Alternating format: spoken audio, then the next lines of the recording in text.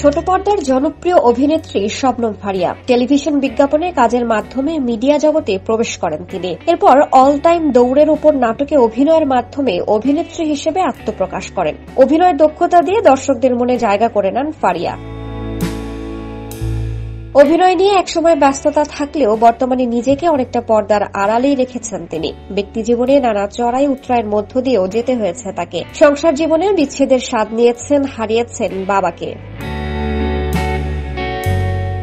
সম্প্রতি এক টেলিভিশন সাক্ষাৎকারে শবনম ফারিয়া বলেন, যখন একজন মানুষ ক্যামেরার সামনে পেশাগতভাবে কাজ করা শুরু করে তখন সেটা ভেবেই আসে যে আসলে আমার ব্যক্তিগত জীবন বলতে খুব সীমিত জিনিস থাকবে না, পুরোটাই পাবলিক প্রপার্টি হিসেবে মানুষজন দেখবে। কিন্তু একটা সময় যেটা হয়, সাধারণ মানুষ অনেক সময় ভুলে যায় যে কতটুকু পর্যন্ত আরেকজন মানুষের জীবনকে পাবলিক প্রপার্টি হিসেবে বিবেচনা করতে হবে।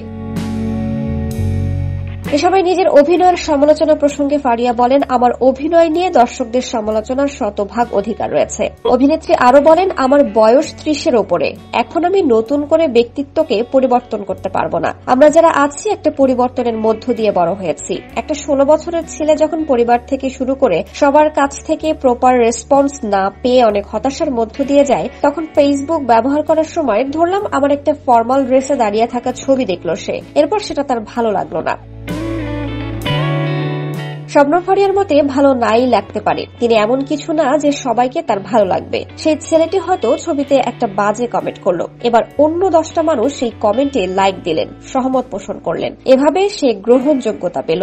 এখন এই কমেন্ট দেখে সেই ব্যক্তিকে ব্লক করে দিলে সে অন্যদের প্রোফাইলে গিয়ে কমেন্ট করবে। এভাবে আসলে কোনো কিছুর পরিবর্তন করা যায় না। পরিবার থেকে শিশুদের অন্যদের বিষয়ে কতটুকু কথা বলা যায় শেখাতে হবে বলে মনে করেন শবনম ফারিয়া।